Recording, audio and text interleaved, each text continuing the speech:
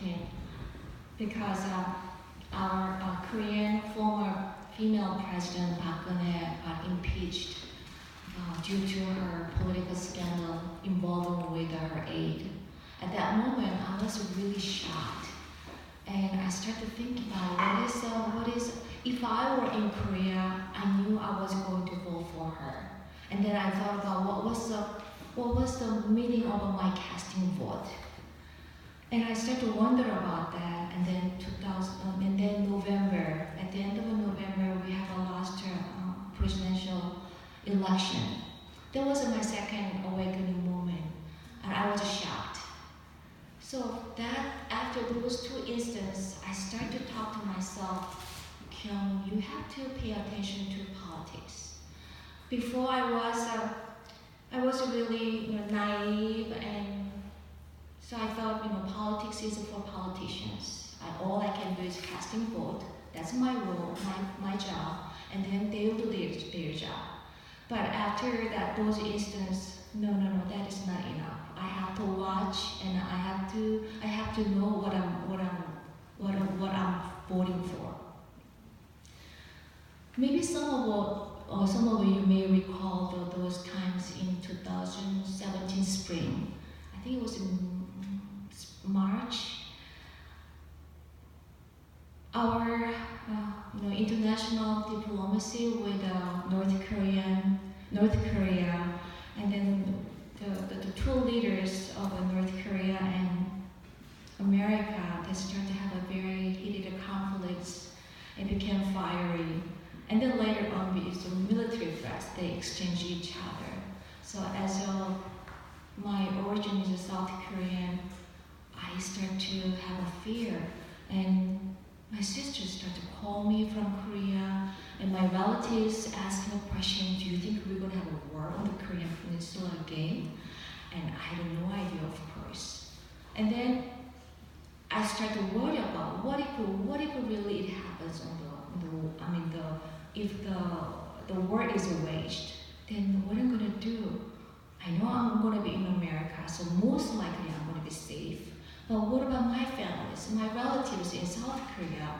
They don't want to have a war, but they're going to be very, innocent bystanders there. They cannot, irresistible to get away from the war. So I thought, I gotta do something about it. I'm an artist. And then there's nothing I could do about it. I was very limited, and then what am I going to do with my own voice? So, but it gave me a lot of thoughts, and every day I was kind of struggling. And one day, it was a beautiful springtime in Chicago downtown. It was early morning. I was walking to class, and I saw myself walking the downtown area, and then it just rang a bell to me. Well, I can walk. And then it reminds me of my mother's walk. She escaped North Korea during the Korean War to escape the North Koreans' communist regime from Pyongyang, North Korea to Busan, South Korea, where I was born. So that's how this project started to be born. So I thought about that project, and then I applied for a grant to Southeastern Minnesota Arts and Council as an advancing artist grant. So I won the grant. I was so happy, and I graduated school 2017 summertime. So I came back home with a grant. I was really full of confidence, and let's go. And then I came home, and then I thought about how I'm going to do the walk. Yeah, I finished the walk. I made it to Santiago, 500 miles. This walk is only 323, maybe 350, much less. But the Camino walk, I know I met one gentleman who just recently finished the walk. That walk is really well established. The path is, everything's ready. You just go there and walk. But this walk, I don't know how to start. And especially above the city, Minneapolis, I have no idea about the areas. So, where and how I'm going to start? Well, all I can do was just meeting people. Just meet the people, meeting one day I was lucky to meet one of our Native Americans who live in Obichi, is it area? Maybe I'm wrong. Yeah, okay. So he's from there and he told me, well, Kyong, I love your project and I can tell you have a passion, but you cannot walk by yourself. Especially the northern area, some areas can be very dangerous. As soon as some people spot you, you are walking alone, you don't know next morning what's going to happen to you. So it made me really scared. And then his advice is you have to find someone or some organization who do the project with you. But at the end of 2017, nobody or no organization suggested me to do walk with me. So I thought about maybe I have to keep up. So, but before I give up, finally, let's do one more round and I visit them one more time, and then I start to knock on the doors, every single one as many as I can. Then 2018 February, I think it was the 12th, I visited Veterans for Peace, chapter 27. They invite me to give a presentation about my project, and then they supported. They said they're gonna walk with me. So I was just so lucky to have them to walk with me. They watch me, and they carry my baggage, and they counted it everywhere. So through them, actually, I could have made Florence and Cara too. So the goal I really like to accomplish during this project was, I was really thankful to my mother. She made up her mind to escape North Korea because I couldn't imagine my life living in North Korea now. So there was one of my homage to pay my mother, who did a wonderful. She gave me a wonderful heritage, to have a freedom here in America. And secondly, I really like to raise my voice.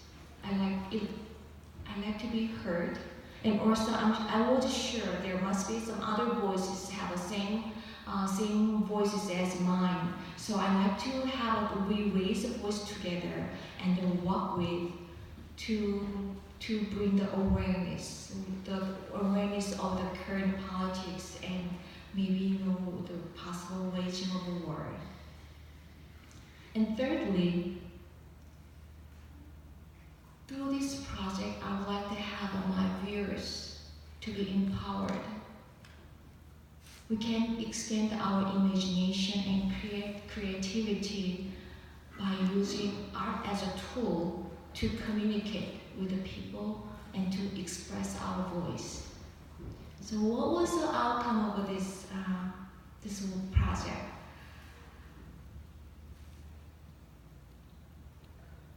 Through this project, walking with the people, meet many people with beautiful souls.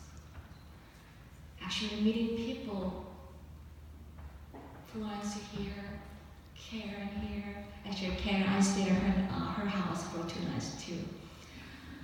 I really found the hope. We look at these beautiful people, and also through the walk, I learned a lot from veterans. And I used to say, the peace is we can have through the sacrifice of veterans. But through the project, I built a really, really deep appreciation toward the veterans, about their lives and their sacrifices, their pains, especially the returning veterans. They have to go through a lot of pains, their moral injuries.